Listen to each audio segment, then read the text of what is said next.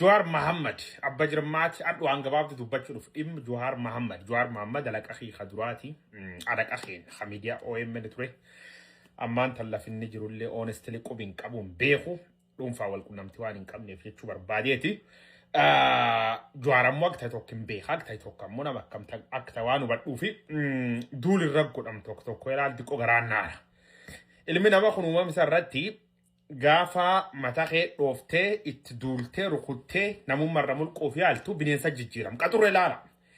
Qaxurreen bineensota mana keessa saree caalaa mata gad qabattee jiraatti.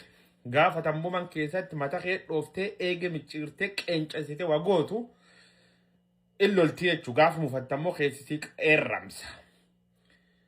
Nullee waan akkas nu godhuu jirtan fakkaattanii jechuu barbaadeeti. Jawaar Mohaammed yakkoot infakkaan hantaan addunyaa irra diiniin waliin hin jedhe faarsee bulaa likiskisooti arrabsoomite maayyimooti warri mataan qabne namummaa hin qabne gad baatinoo Jawaar Mohaammed irra sadarkaa sun tuulama gaggeessitan maalti isatti dhagahameeti. Dhagaa wasantima Itoophiyaa keessatti ayidooloojii lama wal lola. Ayidooloojii Itoophiyaa faarsituuf Oromummaa faarsitu. Abiy jaalanne yookaan Abiy jibbina Jawaar jaalachuu Marroo Daawud maani adoon taane ideology Oromummaati fi ideology Itoophiyaa wal dha'ee jechuun wal tuwee jechuun so nu Oromummaa filanne Oromoo lubbuun isi akka baatu tolchuu dadhabuullee dandee lubbuu isaanii oolchuuf lubbuu uummata Oromoo oolchuuf humni dhabnullee akka Oromoo hojjeta yookaan nama Oromoo filanii akka duguuganiif waan kalcha yookaan daboo saniif dhaabban seetanii sani baan seetanii. Jawaar Mohaammed terrorist ashabbaari budinii shororkeessitoota yookaan garee 30 waliin hojjeta. He's a drug dealer. Qorsa kanaggaadha.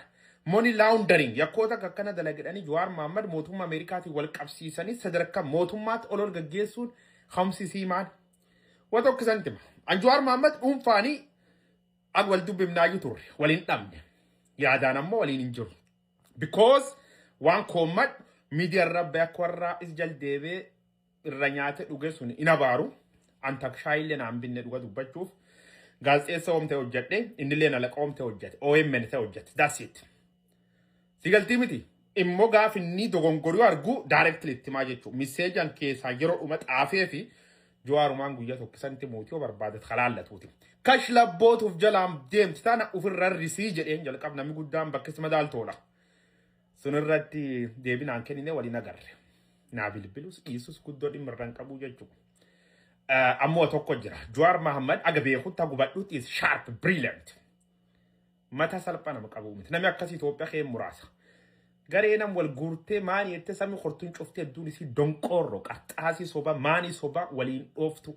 Namummaa kan qabne, beekumsa kan qabne, dandeettii kan qabne waan cuf waliin bitattee waan cuf waliin dhooftee angoollee maanii tuulattee nam guddaa nama wabeeku diqqeessuuf hojjechii jechuudha.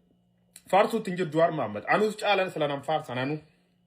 Yo waliin qoramni caaluu iyyuu danda'e yaada sometimes waliin qoramne nagarre maybe caaluu danda'a who knows especially area expert keessatti waliin qoram dhuga irra kaasuu danda'a.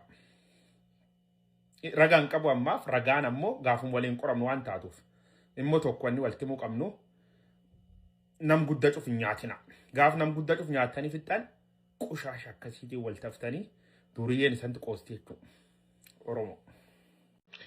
Jawaar Mohaammed Abba Jirmaati addu an gabaabtu dubbachuuf Jawaar Mohaammed lak akhi khadurati alak akhi khamidiya OMN ture ammaan talla fi nijiru illee honestly qubin qabun beeku dhuunfaa wal qunnamti waan hin qabneef jechuu barbaadeeti. Jawaar ammoo akka tokkin beeka akka tokko ammoo nama akka tawaan hubadhuu fi duuli raggodham tokko ilaal diqoo garaannaadha. Ilmi nama kun uumama isaa irratti Gaafa mataqee dhooftee itti duultee rukuttee namummaa mulquu altu bineensa jijjiiram. Qaxurree laala. Qaxurreen bineensota mana keessa saree caalaa mata gad qabattee jiraatti. Gaafa tambuman keessatti mataqee dhooftee eege micciirtee qeencasitee wagootu illoltii jechuu gaafa mufattammoo keessisii qeerramsa.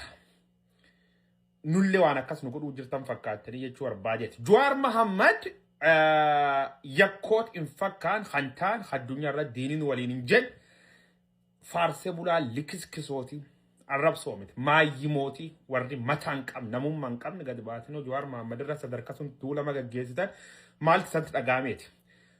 dhagaa wasantima Itoophiyaa keessatti ideoloojii lama wal lola ideoloojii Itoophiyaa faarsituuf Oromummaa faarsitu Abiy jaalanne yookaan Abiy jibbina Jawaar jaalachuu Marroo Daawud maani adon taane ideoloojii Oromummaatii fi ideoloojii Itoophiyaa wal dha'ee jechuu wal tubu'ee jechuu so nu Oromummaa filanne Oromoo lubbuun isi akka baatu tolchuu dadhabuullee dandee lubbuu isaanii oolchuuf lubbuu uummata Oromoo oolchuuf humni dhabnullee akka Oromoo hojjeta yookaan nama Oromoo filanii akka duguuganiif waan kalcha yookaan daboo saniif dhaabban seetanii sani baan seetanii Jawaar Mohammed terrorist ashabbaari budunii shororkeessitoota yookaan garee 30 waliin hojjeta he's a drug dealers qorsa akka naggaada money laundering yakkoota akka kana dalagdanii Jawaar Mohammed mootummaa Ameerikaatiin wal qabsiisanii sadarkaa mootummaatti olol gaggeessuun khamsisii maan watokkisantima an Jawaar Mohammed dhuunfaanii ag wal dubbimnaayu turre waliin dhabne yaadaan ammoo waliin hin jiru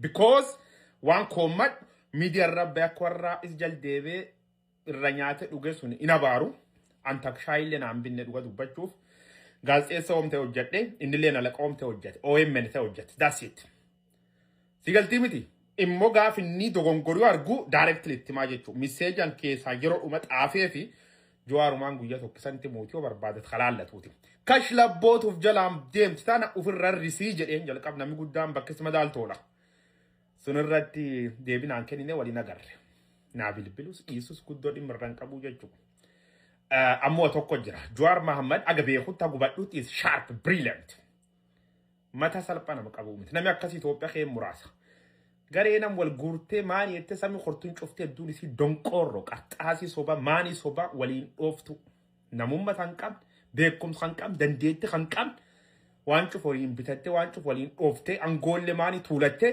nam guddaa nama wabeeku diqqeessuuf hojjechii jechuudha faarsuutti hin jiru Jawaar Mohammed anus caalan sila nam faarsan anu yoo waliin qoramni caaluu iyyuu danda'a jedhe yaada sometimes waliin qoramne nagarre maybe caaluu danda'a who knows especially area an expert keessatti waliin qoram dhuga irra kaasuu danda'a ragaan qabu ammaaf ragaan ammoo gaafum waliin qoramnu waan taatuuf immoo tokko inni waltimuu qabnu nam guddaa cuf nyaatina gaaf nam guddaa cuf nyaatanii fixan qushaasha akkasiitiin wal taftanii duriyyeen isanti qoostii jechuudha Oromoo